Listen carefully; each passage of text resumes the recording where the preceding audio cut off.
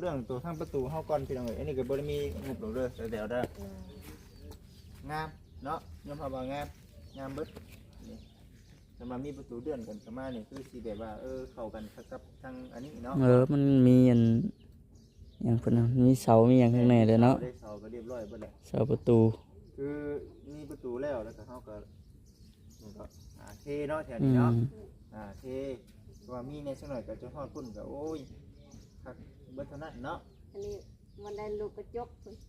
ล่างแล้วก็จกใส่อีกลูกเฮ็ดจกไปจกมาติเลยต้มเต็มแล้วก็เพิ่นจกนั่นแหละพี่น้องเอ้ยโอ้เนาะเอาสั่นเด้อพี่น้องเด้อมื้อนี้ก็มาอัปเดต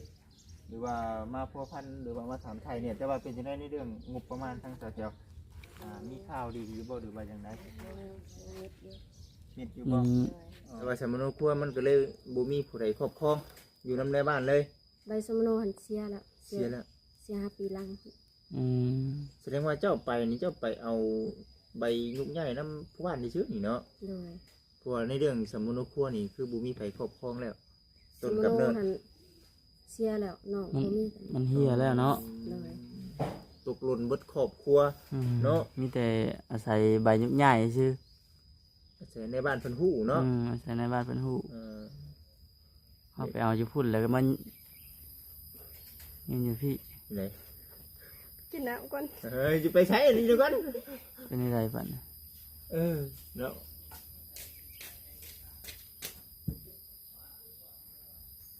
เขาบอกยังผิดไหม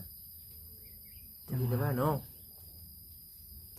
นั่งคุยกันอยู่ดีๆไปเช่นพี่น้องเราแต่เพิ่นบอกว่าน้ำตาไหลอาจจะเป็นหนึ่งคือทั้งครอบครัวเนาะไม่ว่าไปมันใช่ไหมแต่กระจาย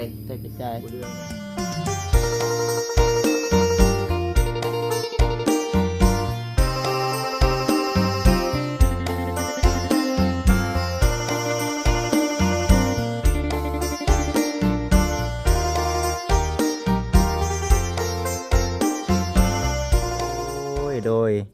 กับทักทายสบายดี FC ทุกท่าน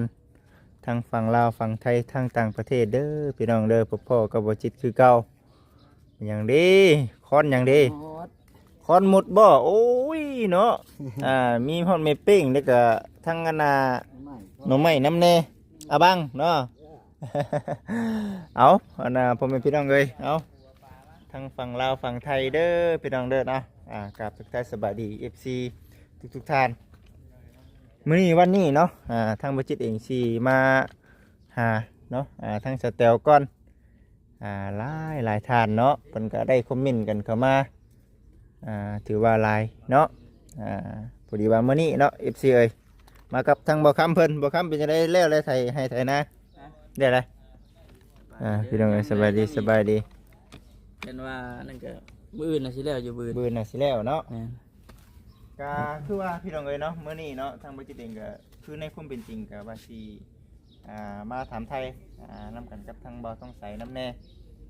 คือได้ยินข่าวว่าในเรื่องใบยุ่งใหญ่นี่แหละวันนี้ก็สิมาถามเบิ่งว่าเป็นจังใดขั้นตอนเป็นเฮ็ดจังไดน้ำแน่เนาะเพิ่นว่าในเรื่องใบยุ่งใหญ่นี่เฮาต้องลงไปบ่หรือว่าจังใดไปแบบใดก็สิลงมาถามไทยเบิ่ง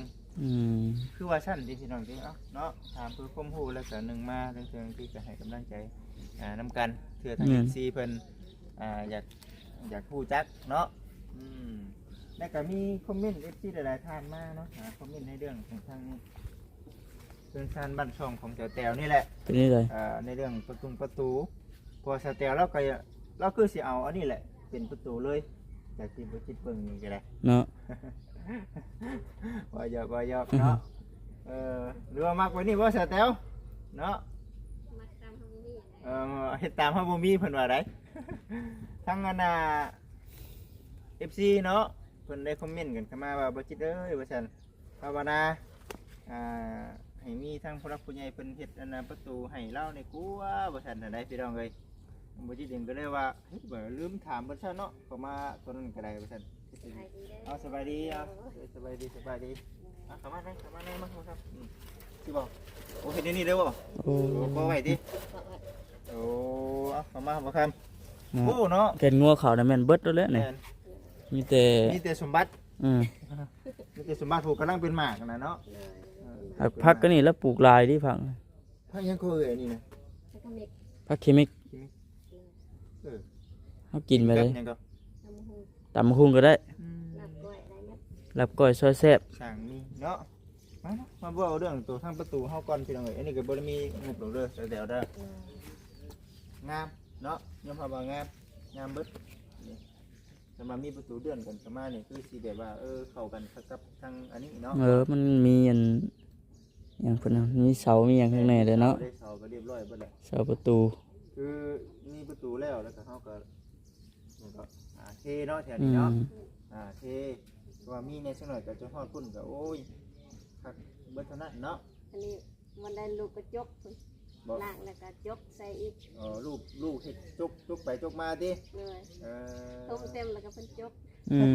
ม นั่นแหละพี่น้องเอ้ยโอ้เนาะเอาสั่นเด้อพี่น้องเด้อมื้อนี้ก็มาอัปเดต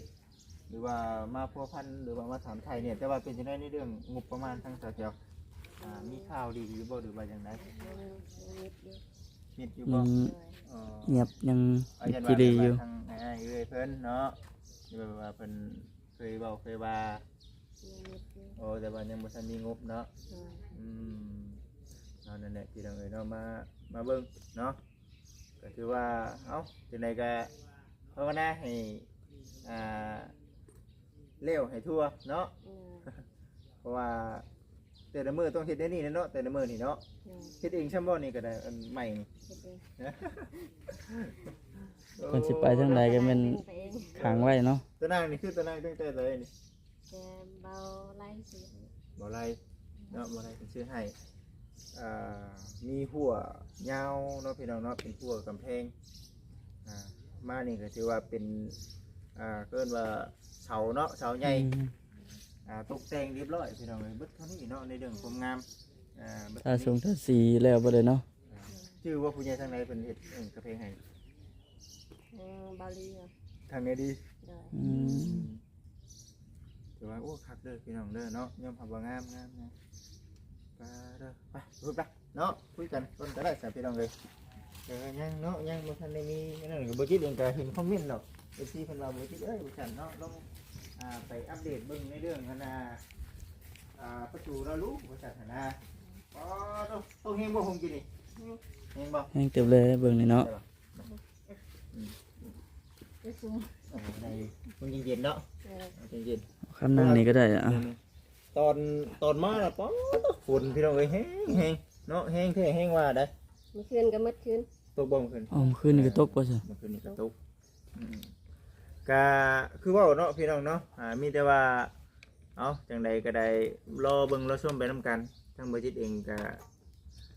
ได้คำว่าคำจานำ FC เนาะ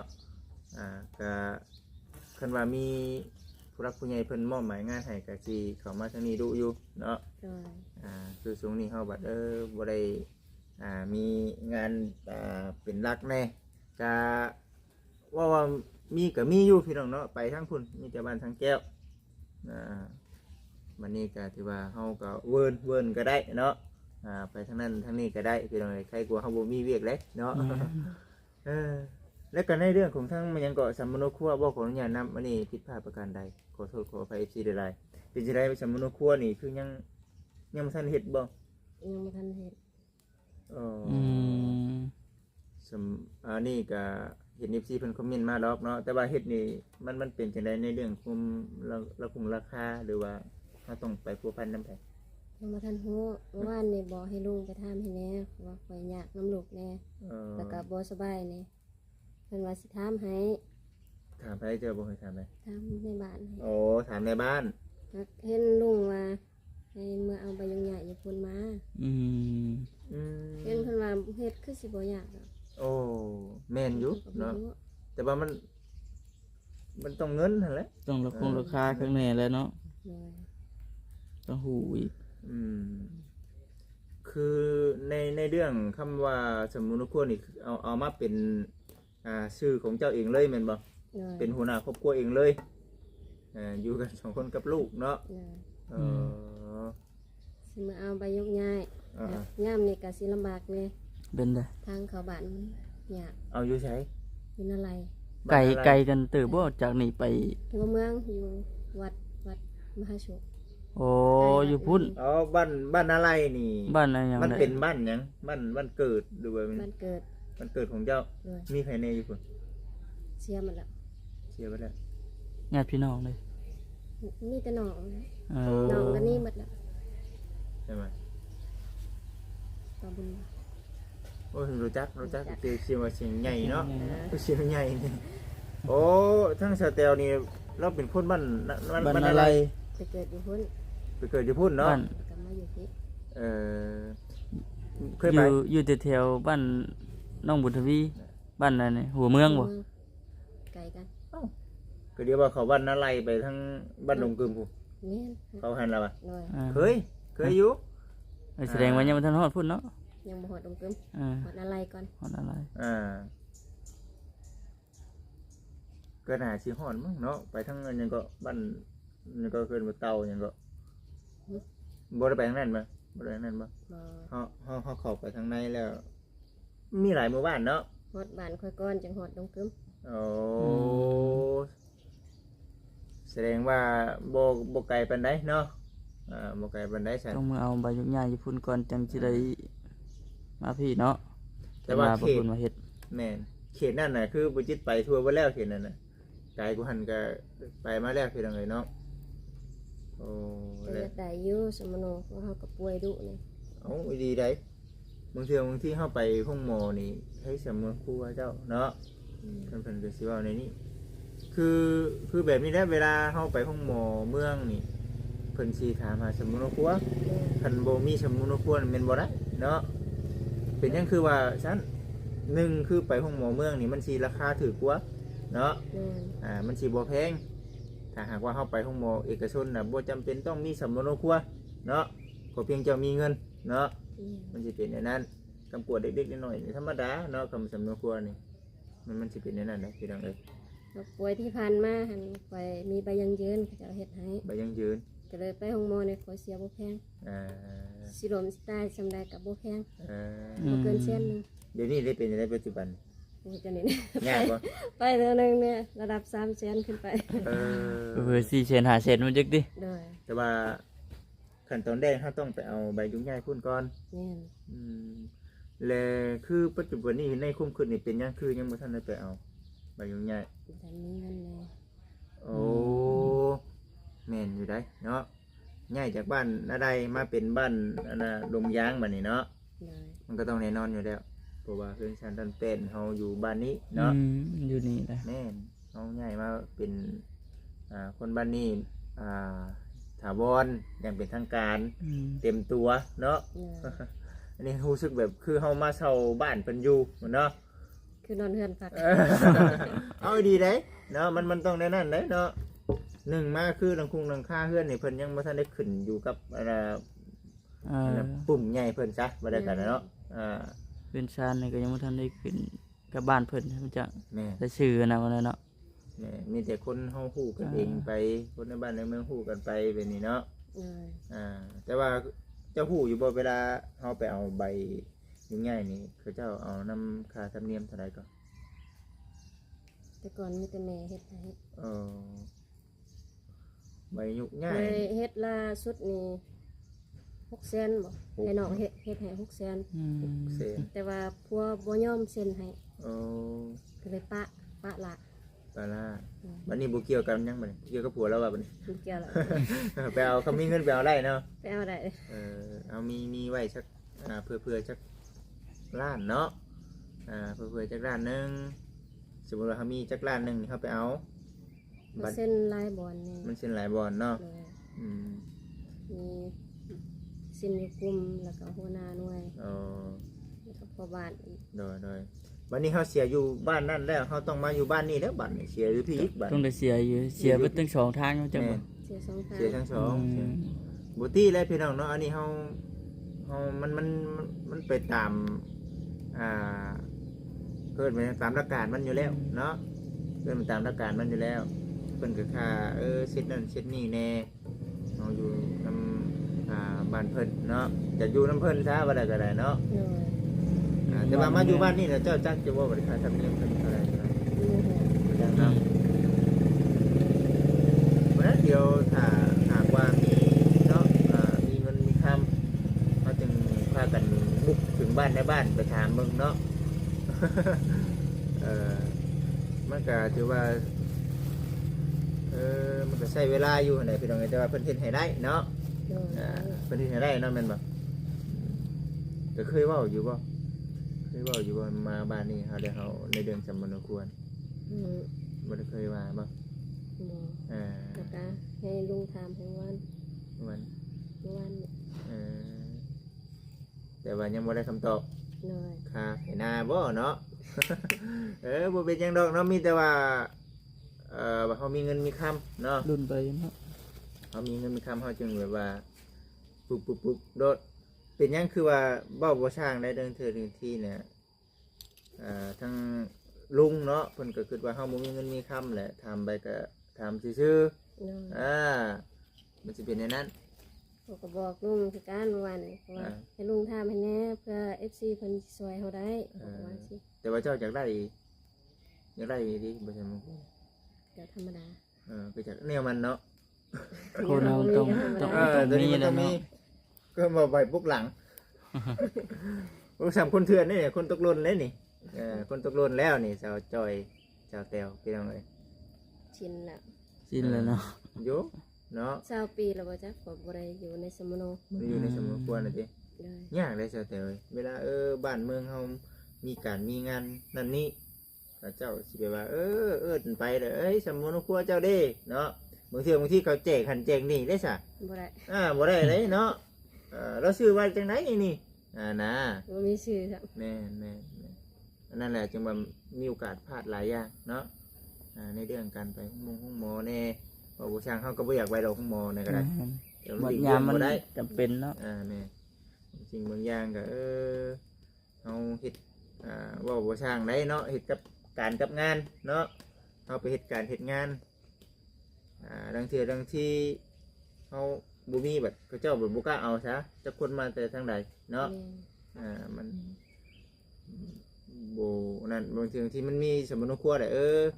เจ้าเอาใบตัวนี้เด้อไปเขียนสมัครแล้วก็ไปเอาลายเซ็นในบ้านมาเนาะแบบนี้นะ เดี๋ยวนี้ไปใส่กันยาก แม่น ลงเฮือนไปมันเขาถามดอกว่ามีใบยังยืนบ่ มีใบยืนบอกทีสำนั้นเนาะ เลย แล้วเจ้าวันอะไรกูก็ใส่ใบยังยืนเก่าแล้ว5 ปีที่แล้วยังใส่อยู่ ยังใช่ได้ยังได้ใช้ได้อยู่บ่ ก็ใส่ได้อยู่ยังยืนได้อยู่ มันสิเบิดอายุอะไรหรือว่า เบิดแล้ว เบิดแต่เฮิงเจ้าก็บอกข่อยมีเท่านี้ดิ นี่ทานเลย มีตัวนี้ได้ดีได้ใช่บ่ เป็นชิดโตบัดบ่มันโมเมนต์แบบเก่าได้คำเห็นนี่แม่นบ่ เอาไปอยู่ฝุ่นแล้วอยู่บนใหม่แล้ว การเห็นนี่ไปทางใหม่เลยเนาะบัดนี้เนาะเอาตัวใหม่เลยบัดนี้เนาะ เลย อันนี้เพียงแต่ว่าตัวเก่าน่ะมันมีชื่อเฮาใบ รู้สึ ยั ก งยืนซื้อ มันเคยมีเนาะแต่ว่าความเป็นจริงแล้วนี่มันเฮ็ดบ่ได้แล้วมันเบิดอายุแล้วเนาะ เลย แต่ว่า เกิน2 ปีหมดอายุ มันก็สิคล้ายๆกับเป็นสามโนปีเพิ่นเปลี่ยนก็เปลี่ยนเนาะ 3-4 ปี ประมาณ ปี นี้ เพิ่นเปลี่ยนก็เปลี่ยนนี่กันเบิดอายุ แต่ว่ายังบ่ทันออกทำได้นี่ช่วงเอามีนามันมาอยู่นํยังบ่ทันออกแค่ตัวใหม่มีแต่ว่าเดี๋ยวช่วงแรงปีสิมาพุ่นน่ะเดี๋ยวสิน่าได้ละตัวอยู่บ้านของบ้านน่ะก็หาเฮ็ดแล้ววางปีกายนี้ผมหอบแล้วล่ะพี่น้องเอ้ยหอบปีกายนี้ 5 ปีเฮ็ดแต่นึงบ่ ประมาณนั้นเลยประมาณ2-3 ปีเฮ็ดเท่านึงเฮ็ดอันนี้เพิ่นสิลงมาเฮ็ดปีกายนี่เพิ่นมาเฮ็ดปีกายนี่เด้ปีกายนี่รู้สึกว่าแต่ละบ้านมันต้องมีแหละเพียงแต่ว่าเจ้าวางที่เรียนนี่มาบ่ทันได้ซื้อเนาะบัดพูดแล้วบัดนี้น่ะ ช่วงเพิ่นเฮ็ดน่ะบ่ได้เสียบ่ เอาช่วงเพิ่นลงมาบัดเฮาบ่ได้เสียหลายเด้บัดนี้ บ่คือเฮาไปเฮ็ดอยู่เพิ่นเองเนาะ คือเฮามาเฮ็ดจ้างกับเจ้าเฮ็ดนี่มันเสียหลายอยู่แล้ว คือทางสเตลสิเฮ็ดนี่เสียหลาย ได้ให้บ่เฮ็ด บ่เฮ็ดบ่ได้บัดนี้ ถ้าเฮ็ดตอนเพิ่นลงมาบ่ เลย บ่เกิน 5-6,000ไปหรือว่าบ่ช่างบ้านเฮามันบ่คือกันเนาะ เลย ในบ้านเฮามันบ่คือกันได้อิงตามสถานที่เนาะบางบ่อนก็ถือว่าแพงแน่บางบ่อนก็ถูกแน่บ่ขอเว้าซะพี่น้องเอ้ยตัวนี้เนาะเฮาต้องฮู้ก่อนต้องฮู้ก่อน เพียงแต่ว่า ถ้าเบิ่งน้ำกันว่าสิถือหรือสิแกง เพราะนั่นจนเรื่องที่ถ้าคือเขาว่าเนี่ยมีผู้รักผู้ใหญ่เพิ่นคือเห็นทางสาวเตียวมอบเวียงให้ทางบริจิตเองมาถามไทยในเรื่องสามนครัวเดียวบริจิตเองสีพาสาวเตียวเพิ่นเล่นในเรื่องแบบนี้เนาะเด้อพี่น้องเด้อเนาะอันนี้ก็เอาคำว่าของทาง FC มาเนาะกันว่าเฮ็ดได้เนาะเขาก็สิไปถามเบิ่งว่ามันตกลงทั้งหมดทั้งมวลราคามันเท่าไรกันแท้เนาะเป็นอย่างนี้บัดนี้อยู่บ้านพุ่นน่ะเป็นจังไดว่าเบิดคู่คนแล้วเนี่ยมันอยู่พุ่นน่ะมันมีเฮือนหยังเฮือนเข้าหรือว่าเฮือน เฮือนมุ่นแม่ มูลแม่ เฮือนกันยังแต่เฮือนหั่นแหละดินเขาจะเอาละ ดินเขาจะเอาไว้ละ ดินนาดินบ้านเขาเอาหมดแล้ว อยู่ละละอะไรนะเออ คือหลังนั้นน่ะยังแต่น้องอยู่ บ่มีคน มุ้ยคนอยู่เลย บัดนี้เจ้าสิไปเอาน้ำไผใส่บัด เอาน้ำพ่อบ้าน เอาน้ำพ่อบ้านเลย โดย บัด แม่เขาเอาน้ำพ่อบ้านโดยตรง บัดน้องเนี่ยบัดน้องนี่ไปอยู่น้ำครอบครัวเขา นี่หมดแล้ว นี่ แล้ว มีครอบมีครัวหมาแล้วน้องลาก็คือว่ามีผู้บ่าวแล้ว แต่ว่าสมนครัวมันก็เลยบ่มีผู้ใดครอบครองอยู่น้ำในบ้านเลย ใบสมโนหันเสียแล้ว เสียแล้ว เสีย5 ปีหลัง แสดงว่าเจ้าไปนี่เจ้าไปเอาใบยุกใหญ่น้ำผู้บ้านที่ชื่อนี่เนาะ โดย เพราะว่าในเรื่องสมนครัวนี่คือบ่มีไผครอบครองแล้ว ส ต้น มโน กำเนิด หันเสียแล้วน้อง มัน บ่มี มันเฮียแล้วเนาะ โดย ตกหล่นเบิดครอบครัว เนาะ มีแต่อาศัยใบยุบใหญ่ชื่อ ใส่ในบ้านเพิ่นฮู้เนาะ อาศัยในบ้านเป็นหู เออ เขาไปเอาอยู่พุ่นแล้วก็มันยังอยู่พี่ ไหน กินน้ำก่อน เฮ้ยจะไปใช้อันนี้เดี๋ยวก่อน เป็นอะไรบ้าน เนาะ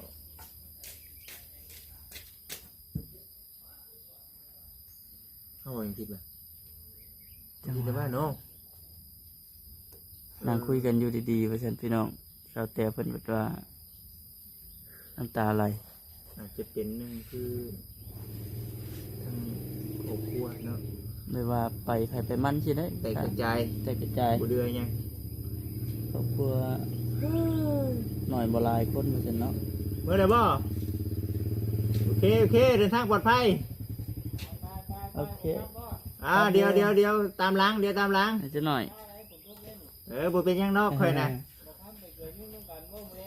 จังว่าพังมังกรเป็นว่าไม่ยากเด้อ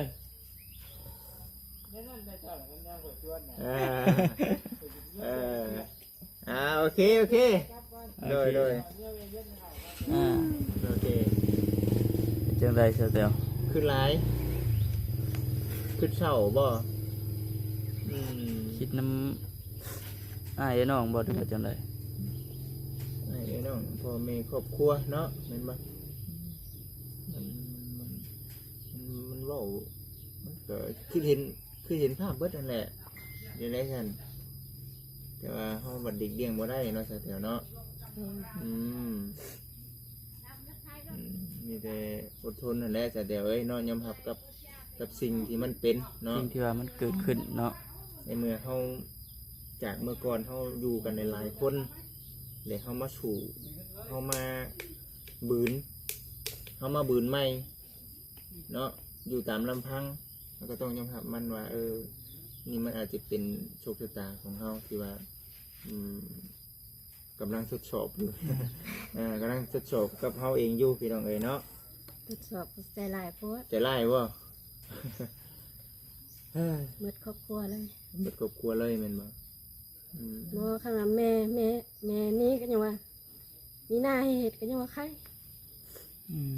มีหน้ามุก็เอาไปหมด แม่นี่บัดหน้าด้วยนะ ระบาวตั้งแต่แม่เสียลูกหลานบ่ได้เฮ็ดหน้าพอดี เพิ่นมีสัญญากันบ่หรือว่า ไม่ได้สาเหตุที่ว่าเพิ่น เพิ่นเอาเงินมาคำปัวแม่แบบนี้แม่น บ่เขาเจ็บใจคือตอนแม่เขาบ่สบายเขาบ่เบิ่งแต่แม่เขาเสียเขาเอาหมดดินเฮือนก็เอาดินหน้าก็เอา เนาะ ก็ไปเฮ็ดเวียกอยู่ยังซ่องเถื่อเพราะว่าสิเมื่อเฮ็ดนะ อืม หมดเงินไป8 ล้านซ่องเถื่อบ่ได้เฮ็ดนะ เฮ้ยเนาะเอาแต่พี่น้องเอ้ยเนาะ ใจหลายก็ใจหลายเพราะว่า อืมนั่นน่ะเนาะคุยกันไปอยู่ดีๆพี่น้องเอ้ยเนาะก้อนสะเนาะพอก้อนสะเนาะบ่เข้าไทม์ไลน์ยันมันอันนั้นจะเจ้าเอ้ย อันนั้ เนาะ นกระทบกระทั่ง ยันมัน เนาะ กระทบกระทั่งในทางอันน่ะคิดได้สะเนาะเฮ้ยสู้ๆวันแล้วเฮ็ดได้ซะตัวนี้แหละคำว่าสู้ๆเจ้า ข่อยอยากได้หน้าขึ้น เดี๋ยวนะคืนคันเข้าใจปุ้นเขาหักสิขึ้น อืม ข่อยอยากได้ขึ้นเพราะน้องคนร้ายน้องข่อย5 คน กวางบ่นายกวางบ่ เฮกตาร์หนึง อีกตาหนึ่ง เด็กได้อันหน้าน่ะมันเป็นแบบหน้าของแม่ หน้ามูล บ่ได้ว่าหน้ามูล น้ำมนต์แม่ หน้ามูลแม่ โดย แล้วมื้อนี้ก็ต้องได้เป่งปันกันได้ซาเฮา เนาะ เคยนั่นเนาะพี่น้องเนาะ เพิ่นพี่ ส่วน เอิ้น ห น้ ลา อย ง มัน มา ก็ เว้า บ่ กัน เกี่ยว เนาะ นะเพราะว่ามนต์แม่เฮาน้องเฮาทุกคนต้องได้ อืม อันนี้นาบาวเขาคุบหมด แต่ว่าหน้าบ่าวก็ในความเป็นจริงเนี่ยมัน ห ต้ น้า อง เพิ่นก็มี เพราะว่าพ่อแม่เพิ่นแบ่งให้แล้วแม่ คน น ละ บ่ ถุง แม่นบ่ มา3ถุงเพิ่นให้คนละถุง เพราะว่าพ่อกับแม่เพิ่นแบ่งให้เบิดเด้ถุงของหน้าบ่าวถุงของแม่เนาะบัดนี้พูดของแม่ก็ต้องมาแบ่งกันกับ ปันให้ลูก น้องทางนี้เนาะแต่ว่าเขาก็มั่นใจแล้วว่าเว้านี่บ่ได้เป็นอย่างนั้นว่า เนาะ เออ ปีนี้คงว่าสิเมื่อเฮ็ดเขาจะว่ายอดหมดละ ยอด อื มัน ม สิแต่ว่าเพิ่นก็ฮู้อยู่เนาะแม่นบ่ ฮู้ อืม ฮู้อยู่เฮาอยากได้ อืม เอ้ยพี่น้องเอ้ยเนาะ สร้าง เป็ เป็น น ได้ เนาะ กันหลานนี่ก็ได้ นี่คือเสียใจครอบครัวพ่อแม่เป็นอย่างนี้บัดมันยังเป็นแบบนี้อีกดูดิยังซ้ำเติมเนาะว่าแล้วก็เนาะ ต้องซ้ำเติม ก็ได้ตามปูโรดกินนี่ โอ้ยเห็นเนาะพี่น้องเอ้ยเอา ข่อยอยากได้แล้วบ่แม่นข่อยสิบ่อยากได้ อยากได้อยี่บ่ ข่อยอยากได้ดินนา อืม ดินบ้านคงบ่อยากได้ อืม ผู้บ้านคงมีแล้ว อยู่พุ่นเนาะอยู่พุ่นบ่อยากได้ดอกพี่น้องเอ้ยขอเพียงมีให้มีหน้าให้เฮ็ดเออ ข่อยบ่ได้บ่เป็นหยังข่อยอยากให้น้องข่อยได้ อยกให้ เจ้าบ่ได้ อง ก็บ่เป็นหยังแม่นบ่ โดย ขอเพียงไอ้น้องเฮามันมีผู้หนึงได้ก็ดีใจเนาะ เดี๋ยวนี้น้องเขาก็บ่ได้ น้องนี่อยู่บ้านนั่นน้องน่ะ แม่น แสดงใครกลัวได้ก็ว่าน้องผู้นั้นได้ยังว่าเขาเจ้าอยู่ใกล้กันกับนาเนาะนากับบ้านใกล้กัน แต่ว่าคือแล้วว่าตัวเองบ่ได้บ่เป็นหยังแม่นบ่พอได้ให้อันนั้นเนาะแม่นบ่ ไว้ให้น้องไว้เฮ็ด ให้ อยู่ น้องได้ อืม แต่อันนี้น้องเขาก็บ่ได้ มีไผแน่พี่น้องมีคนน่ะผู้รักผู้ใหญ่นอกจากนาบ่าวมีไผแน่ครับ บ่มีใคร มีแต่นาบ่าว อืม และเฮาสิมีสิทธิ์เฮาสินั่นได้อยู่บ่ซะเนาะหรือว่าเฮาต้องสมมุติว่าอยากได้น้ำเพิ่นเฮาต้องไปเว้านำไผก่อน บ่ฮู้ หรือว่าต้องไปเว้านำในบ้านบ่ ข่อยได้ยินข่าวๆว่าเขาบอกให้ข่อยลงในเมือง อืม ไปประท้วงอยู่ในเมือง โอ้ แต่ข่อยบ่ปานนั้น โอ้เนาะมันก็บ่ได้แล้วยันว่าแบบคือในความเป็นจริงนี่คือบ่ขออนุญาตนำเนาะแม่เจ้าก็เสียแล้วเนาะแต่ว่าข่อยเป็นคนเบิ่งแย่งค่าหืดค่ายาข่อยเป็นคนจ่ายนั่นนี่ข่อยเป็น